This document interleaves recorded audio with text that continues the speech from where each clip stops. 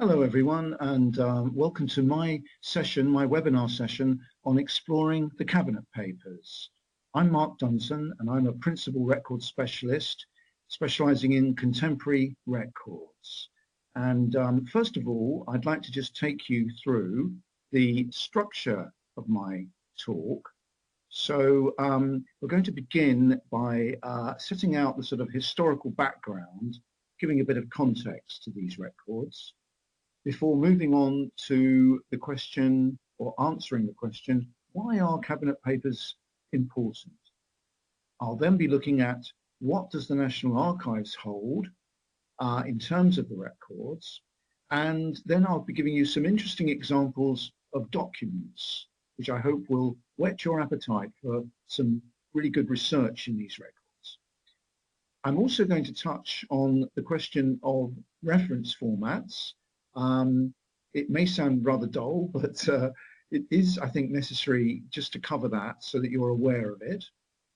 And then I shall be moving on to show you how to get the best out of the Cabinet Papers online. It really is a wonderful resource, and this is in many ways the nub of this presentation. I want you to get the best out of it, and I'm going to show you how to do that. And then I'll also be touching on Cabinet Committees briefly before coming to a conclusion. So that's the outline of my talk, and without further ado, I will now proceed onwards. So, okay, forgive me there, I made a slight error there. So this all begins in many ways with the arrival of David Lloyd George as Prime Minister, which happened on the 6th of December 1916. I think it may have been actually the 7th of December when he kind of kissed hands and actually took up the role. And David Lloyd George, as soon as he became Prime Minister, he introduced a whole number of important changes. Now, one of these was that he formed a small war cabinet. And the new thinking was that small cabinets would speed up decisions that were urgently needed because of the pressures of the war. And so a war cabinet with a core of 5 members was formed. You see, the problem had been that the cabinet was quite large, had become quite large and become unwieldy and a bit of a talking shop, really. So this was Lloyd George's thing. Lloyd George, this is part, an important part of his thinking. He also appointed the first Cabinet Secretary, Sir Maurice Hankey, and the Cabinet Secretary and his deputies were the people that started taking systematic and official Cabinet minutes. So you get these proper official records of Cabinet business maintained for the first time. In many ways, it might seem surprising to us when we look back, that December 1916 was the first time that Cabinet minutes had been maintained on a sort of any kind of systematic basis. And of course, the Cabinet Secretary could not just be a one-man band. You needed extra support, administrative support, because Cabinet Papers, it was important that their circulation, was correctly controlled, that they were filed correctly, numbered, and so forth. And so you get a Cabinet Secretariat growing up, which becomes the Cabinet Office. So all of this amounted to a revolution in government, bringing Britain into the 20th century in terms of government operation.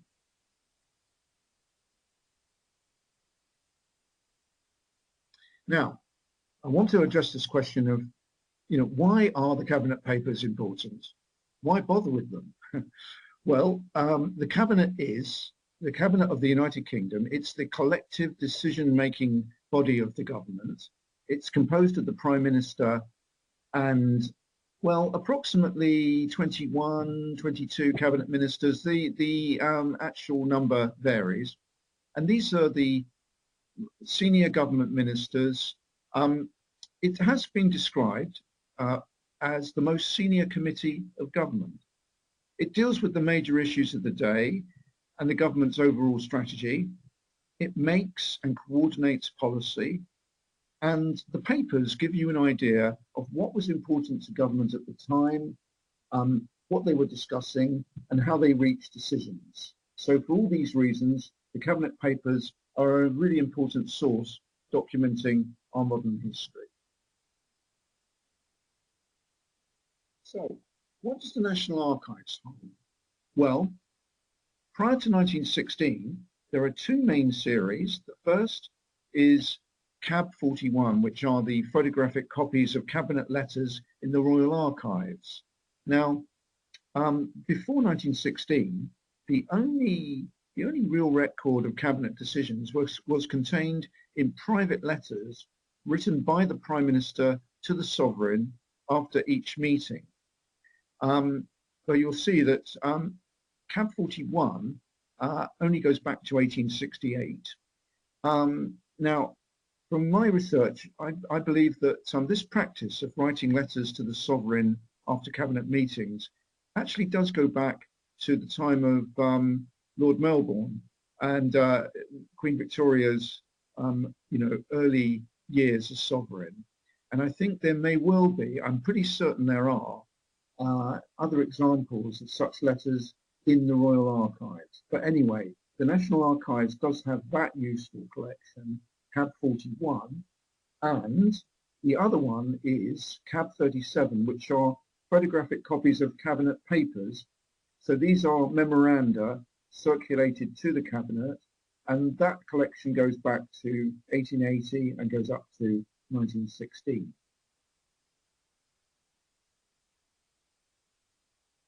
Now, what does the National Archives hold after 1916? Well, it comes down to two main types of record: the minutes, sometimes known as conclusions, and the memoranda, the papers discussed by the cabinet at the meetings. And the great news is that all of these records are available on the Cabinet Papers online resource from 1916 up to 1991 as things stand. And I'll be telling you more about that later on. There's another series that I just want to make you aware of, and that is the Cabinet Secretary's Notebook. Cabinet Secretary's Notebooks. Now, these are handwritten notes made by the Cabinet Secretary when he takes minutes at Cabinet meetings. And they provide more detailed accounts of the meetings than the printed minutes. They're not quite verbatim exactly, who said what, but they are a lot closer to it. And they're included in the Cabinet Papers online resource. And you just need to note that they span the years 1942 to 1965. But please note there are some gaps in the war years. I think the whole of 1944 is missing, for example. So just be wary of that. Now, I'm going to show you some interesting examples of documents. And we're going to start with, first of all, these two examples. So on the left, you'll see this is the front page of the first Cabinet Minutes, December the 9th, 1916. Really is just a couple of days or so after Lloyd George became Prime Minister. And this is Maurice Hankey's work as Cabinet Secretary. And it's interesting because a number of the features on that page really became absolutely consistent with the Cabinet Minutes right up to the present day. So you'll see, on the top left, it's got secret, War Cabinet number 1, okay, and it's got the time, the date of the meeting, where it was held, who was present, so all the attendees are listed. Then you'll see on the right-hand side a typical example from the Second World War, from May 1940, and again, you'll see that really a lot of those aspects are there. By this time, if you look on the top left, there's a proper numbering system has developed. And I think it's, in a way, it's kind of rather pleasing that this sort of template has remained consistent all the way up to the present day. Now, the next example is an example of cabinet minutes from the war, and again, it's from May 1940. This, of course, was a very this is a very difficult time in Britain's history. The Battle of France is raging at this time, and Dunkirk evacuation is going to take place later this month. And I'll just read you some of this. So, information for press and the general public. The Minister of Information suggested that more should be done to inform the general public of the seriousness of the situation, about which most people were in complete ignorance. The Prime Minister agreed. You know, the public in this country should be made to realise that the British and French armies were engaged in a most critical battle, which was approaching its climax. So again, we see this is sort of a good example which sort of shows the way that cabinet minutes are written.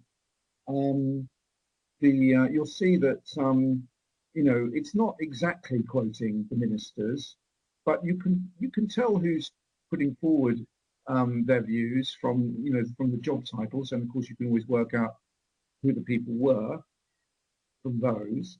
And then you'll see at the end it says the War Cabinet invited the Minister of Information to take the necessary steps to bring home to the general public the seriousness of the present situation.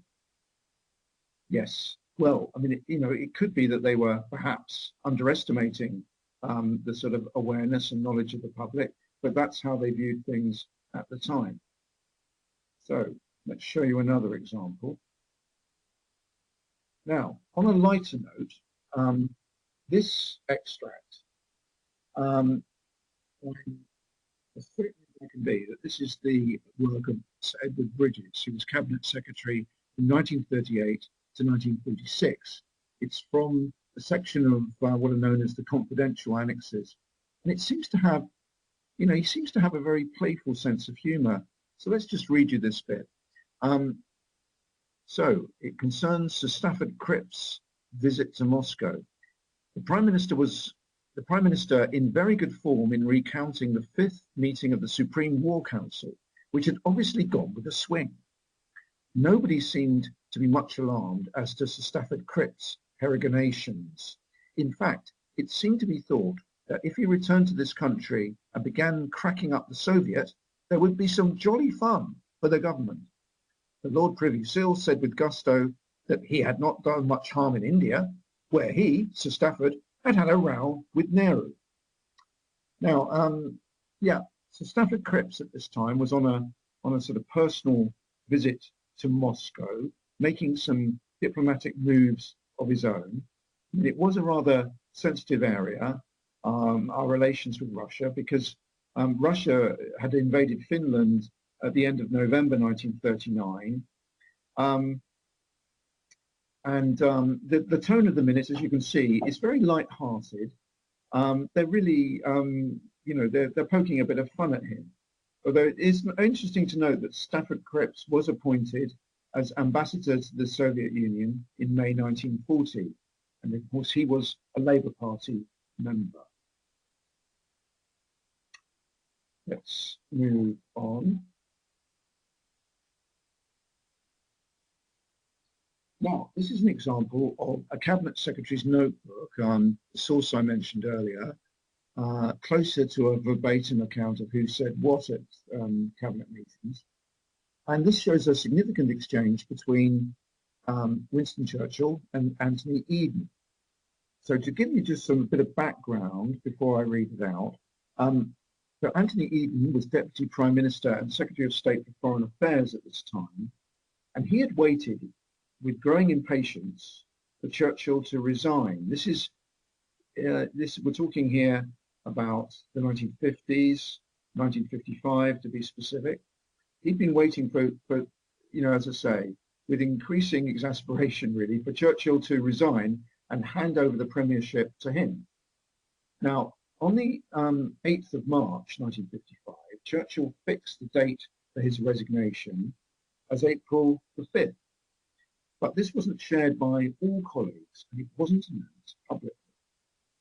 However, there then came a suggestion from the United States that President Eisenhower would visit Paris in May to ratify certain London-Paris agreements which established the Western European Union, bringing in West Germany and Italy. And it was also indicated that Eisenhower was interested in a four-power meeting with the Soviet Union later in the summer, with the aim of reducing tensions. Now, this chimed in with a grand idea that Churchill had been nurturing, and he began to think of delaying his resignation so that he could take part in the proposed summit, meaning more frustration for Eden. And tensions between Churchill and Eden peaked in a cabinet meeting of the 14th of March. So let's just read you this. So first of all, you've got RAB, that's Rab Butler, and he's saying, promise of E's arrival, so that's Eisenhower. Promise of Eisenhower's arrival and prospect of four-power meeting will be much more useful to us in the May election than the earlier arrival of Eisenhower and certain Russian refusal of four-power meeting. Now, Anthony Eden then says, are the Prime Minister's plans off if Eisenhower is likely to come to Europe later in the summer? And Churchill replies, a new situation. I should have to consider my public duty. Hope you don't mind my impersonation there. Now, Anthony Eden then replied, if I am not competent to meet Eisenhower then, well, that would rule for all time. Now, you can see, you don't really have to read between the lines, see the tensions. According to Harold Macmillan's account in his diary, the exchange was even more dramatic than this, with Eden stating at one point, I have been foreign minister for 10 years. Am I not to be trusted? Another problem was that several cabinet colleagues did not know of the Prime Minister's plans, the plan to resign, at all. And this is the first that it had any indication of this. It made for a very awkward meeting. In the end, the proposal for a summit with Russia was not pursued by the US, and so this little mini crisis blew over, and Churchill resigned on April the 5th, handing the premiership over to Anthony Eden.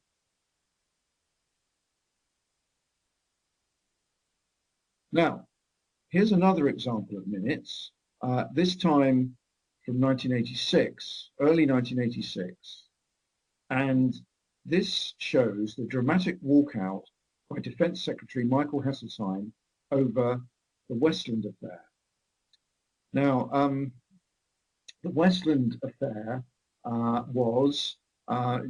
a great deal of attention back in 1986, and it is a very, how can I put it? It's a complicated, rather torturous story, and I can't possibly do justice to all the nuances of this in this presentation. But I just want you to understand what was going on prior to this extract. So, Westland was a helicopter company, and it was in some trouble, okay, and its future seemed to be in doubt. Now, Mr.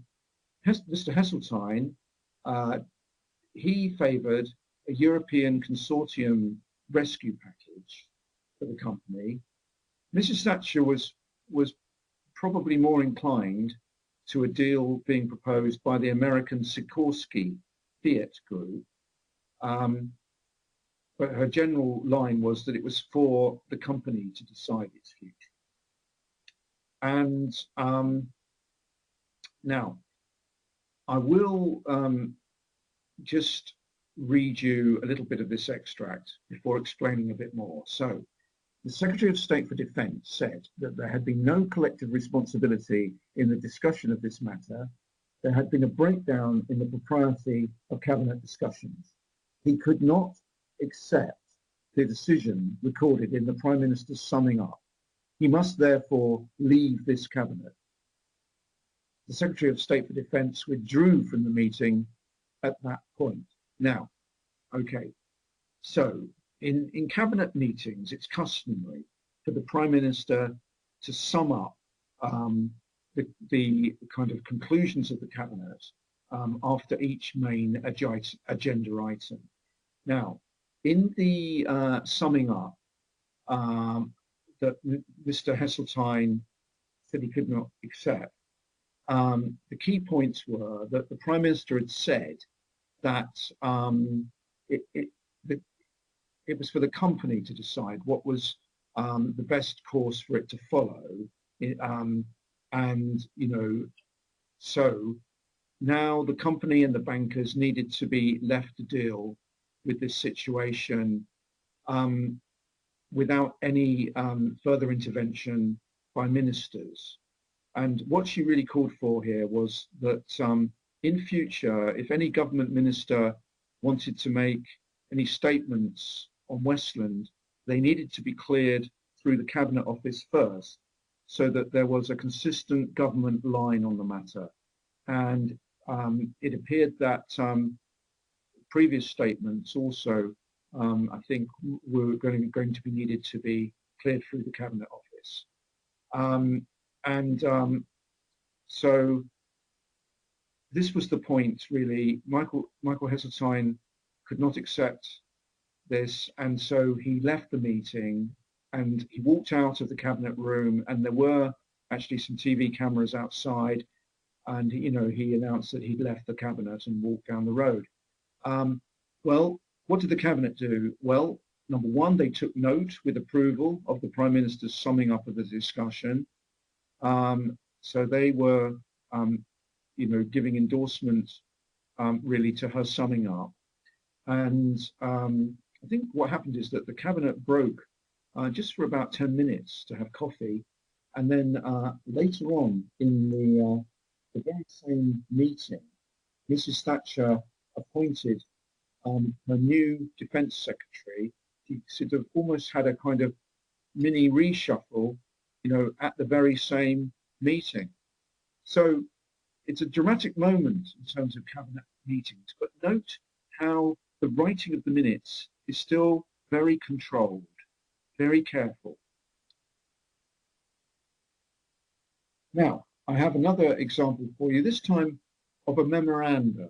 Okay, so the memoranda are papers circulated to the cabinet for discussion. And I just want to give you the background to this paper by Tony Benn. In 1976, the Labour government, led by James Callaghan, was grappling with a new and significant crisis in the economy. In late September, the Chancellor, Denis Healey, announced that he would be applying to the International Monetary Fund, the IMF, for a loan of nearly $4 billion. The conditions of the loan were likely to necessitate deep cuts in public expenditure. This was a particularly difficult prospect because the Cabinet had already decided a round of cuts in July. So there were numerous Cabinet meetings from October to December 1976 to discuss the terms of an IMF loan. And the crucial meeting was on the 1st of December, when Tony Benn, who, by the way, was Energy Secretary at this time, presented his paper, The Real Choices Facing the Cabinet, shown here. Now that is a very, one could say it's a rather loaded title. It's certainly got a lot of weight behind it, that title, The Real Choices Facing the Cabinet. And in this paper, Tony Benn argued that rather than go down this line of accepting a loan from the IMF with all the necessary preconditions and so forth, he preferred an alternative economic strategy, including reflation, import quotas, so sort of tariffs and that sort of thing. there was a lively discussion about this paper on the 1st of December, but Tony Benn's proposals were rejected, and the government went on with acceptance of the loan. Consequently, there were increases in taxation and public spending cuts. But it's an interesting example. Jim Callaghan believed very much in full cabinet discussion, and so he gave Tony Benn his opportunity to present this alternative course. Now, I'd now like to move on and just talk a little bit about the internal reference system for cabinet minutes, because I think it's important to just understand the principles of this. In the good old days, as I'm sometimes prone to saying, before we had an electronic catalogue, so before the days of keyword searching, if you were trying to find a specific item within the cabinet minutes, the only shortcut to reading all through the documents was to use the subject indexes within the documents themselves. And here is an example. So, Index of War Cabinet Minutes, May to August 1940, within Cab 65/8. And if we were looking at this, okay, here's an example, Great Britain, comma, invasion of. And despite all the familiarity with what happened in the Second World War, those words still give me a slight chill, just thinking about it. You'll see there, urgent measures to meet invasion, report by chiefs of staff, preliminary discussion, certain decisions. And then you've got this reference, which is 174 in brackets 40 and then 13. Okay, so what does this reference mean?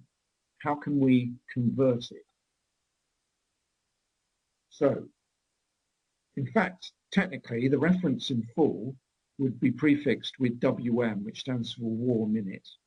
So to explain the reference, the 174 means the 174th meeting of the Cabinet in that year, which is in brackets 40, the year 1940, and the 13 means the 13th item on the agenda for those minutes, okay? So that's probably seems reasonably clear, but I should warn you that there are variations with the formats of these references in different periods. There are variations with the formats of these references in different periods. There certainly are. And the memoranda have their own reference system as well. But if you just understand this Second World War example, this will put you in good stead, actually, for understanding or making sense of other references from different periods. And it's also just worth noting that there are certain classifications for the minutes, otherwise known as conclusions.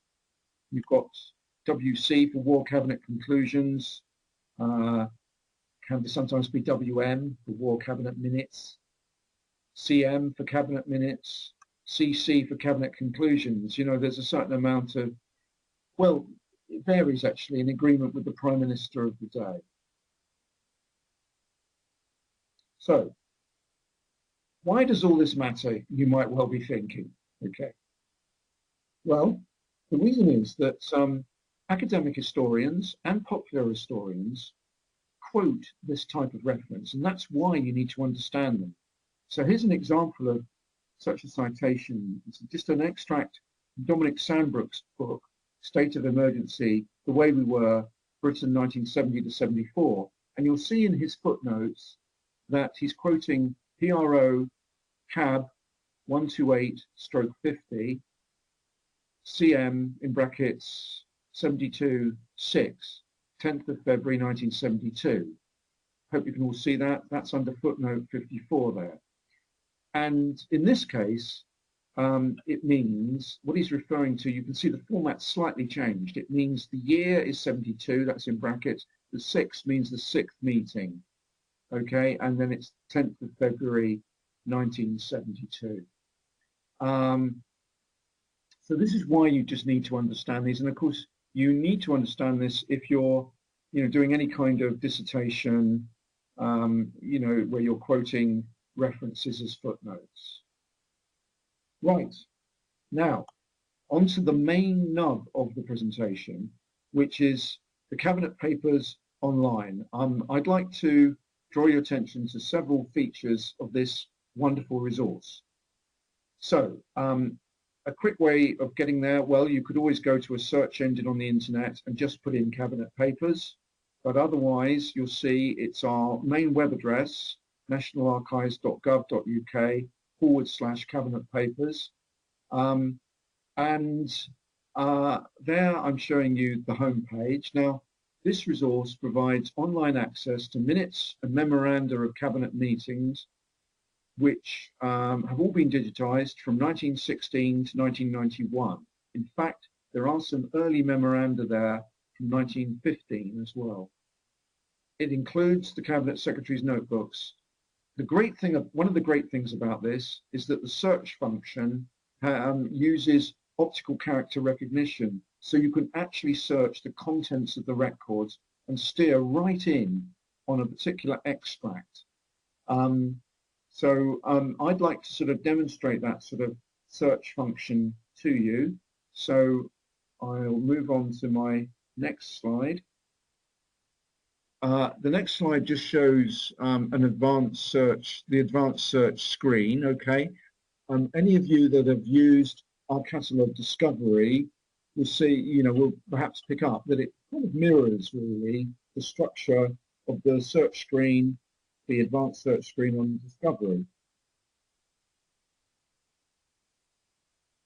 And similar advice applies in many ways to the advice that I would give someone searching on Discovery, in that it's often best to keep it simple with your search terms, particularly initially. So let's imagine that you might be researching the economic period 1973 to 1974. Now, this was a very difficult time in Britain. You've got an oil crisis, petrol shortage, miners' strike. There's a 3-day week in January 74 to conserve electricity. There's all kinds of problems, really. So, you could begin by just simply putting the word economy in the box, which is at the top, which is all of these words. And then if you look lower down, you'll see that I've ticked memoranda and conclusions, okay? I'm going to search those two in particular. And I've made the years 1973 to 1974, although you're perfectly entitled to put in more precise dates there if you want to, in the kind of format of 01/01 1974, etc. Okay. I've also chosen to search the entire document. That's important, down at the bottom there.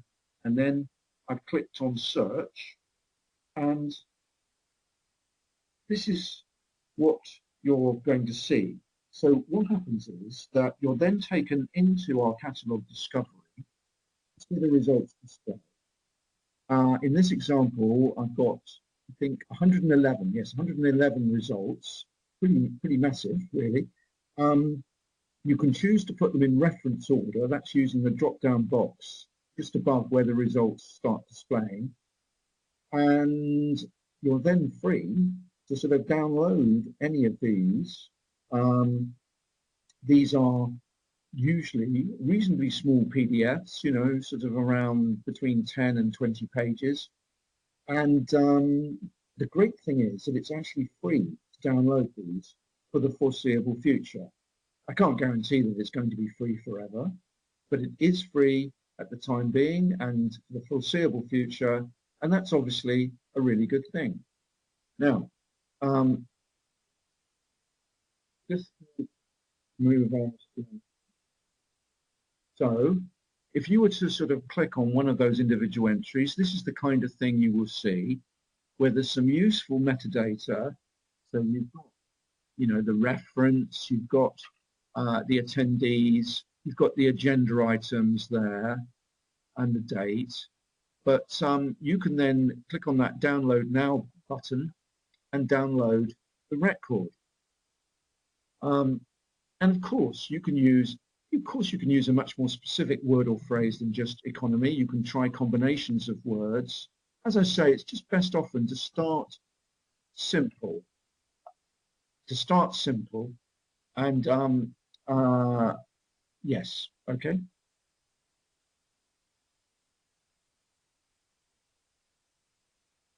Here's another example of a memorandum, and this is one on public expenditure measures from December 1973. And if you were to download this, then this is what you would see. Anthony Barber was the Chancellor of the Exchequer in December 1973. I've already mentioned that this was a very difficult time for the British government. There were all kinds of problems mounting up, and not least, the rocketing price of oil, the miners' strike, but there were so many problems. And it's a very dramatic memo, really, because he's starting off here. The country is now facing the gravest economic crisis since the end of the war, and he's going on to say we need to take immediate steps. And he's putting the brakes on public expenditure. He's really slamming the brakes on. It's an interesting and bold statement. Obviously Anthony Barber could not have predicted what might have happened in 2007, 2008. But there we are. It's a very dramatic memo, and I thought it was a good example to show you of a memorandum. There's one or two other features of the Cabinet Papers I'd like to just draw your attention to. So if you go to the home page, which I'm showing you here, the thing is, you may not want to just rely on the keyword search function. You may want to browse a whole set of minutes, one after the other. And that's a perfectly reasonable expectation, and you can do it. The route is to go to the Cabinet and Government heading, and can you see there where I've ringed in red, meetings and papers? So if you click on those words, this is what you then get. And it's quite a useful page, this, because it shows you on the right-hand side all the series that have been digitized in this particular resource. Then, if you were to click on one of those, so say, for example, you were to click on CAB 128, the post-war conclusions, this is what you'd then see. And you can see there, it's laid out quite well. Let's just imagine that out of these choices, you clicked on Cabinet Conclusions 1945 to 1951. This is what you'll then see. And what you've got there is a listing of PDFs where one PDF equals one piece, as we call it. Piece means, in many ways, a single document. So, CAB 128, stroke 1, etc. The list goes on there. So these are large PDFs, which may take a little bit longer to download, but hopefully you should find them reasonably okay. And once you've downloaded them, you can browse through a whole set of minutes to your heart's content. I could just mention briefly that if you look carefully at the list, there are also certain pieces which are called annexes. These are the confidential annexes. These are, right, so these are cases where the Cabinet have discussed a matter they've discussed a matter on the agenda, but the conclusions have been the conclusion has been circulated separately. It may be a particularly confidential or sensitive matter. So you usually get these confidential annexes turning up a little bit later in the sequences of Cabinet minutes. Okay. They're sometimes referred to as the Secretary's standard file or most confidential record. They have these kind of descriptions. And of course, you can also browse the whole set of memoranda if that's what you'd like to do.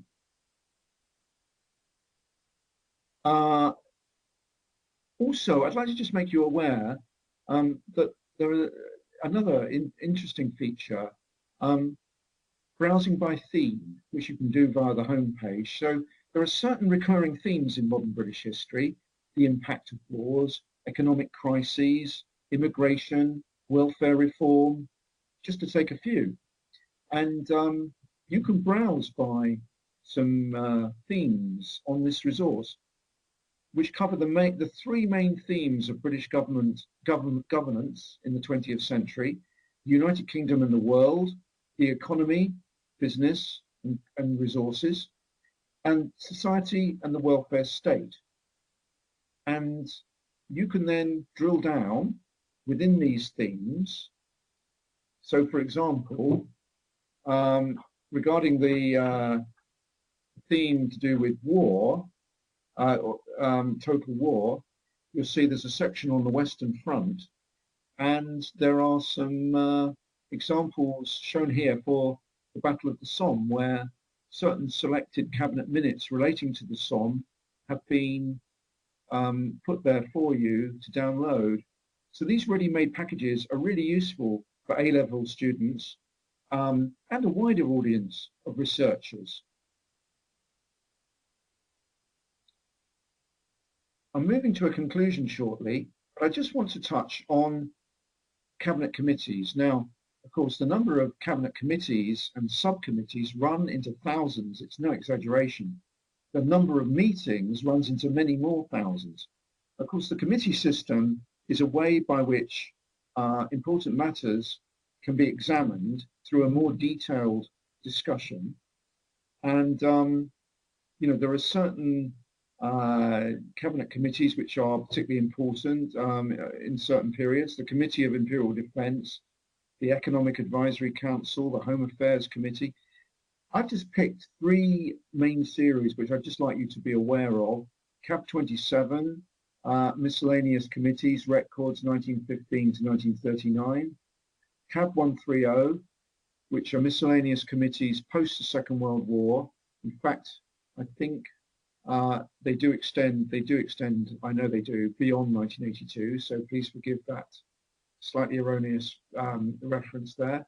And CAB 134, Miscellaneous Committees, Minutes and Papers from 1945 upwards. In fact, yes, again, they do extend beyond 1984. So these records are original documents. They're not on the Cabinet Papers online. So they can be accessed here by holders of a reader's ticket here at the National Archives in Kew. Okay, it's just important that you're aware of that. So I'd now like to move to a conclusion, and I hope that this presentation has succeeded in getting across why Cabinet Papers are important, and that you're feeling reasonably confident now about searching on the Cabinet Papers online, making good use of it. Earlier I mentioned the controlled nature of the Cabinet minutes, the fact that they're written in an objective and impersonal way, and that's true as a general rule, but I wouldn't like you to get the impression that, you know, just that the minutes are a bland sorts devoid of colour, because the minutes can be really informative about the debates within Cabinet over issues of national importance, and sometimes the tensions behind the decisions do show through. They can capture the high drama of crises, you know, whether it's Stanley Baldwin addressing the Cabinet about his meeting with the King Edward VIII, just after the abdication crisis is beginning to break. These are very powerful minutes. Or, for example, Neville Chamberlain addressing the Cabinet about his first meeting with Hitler.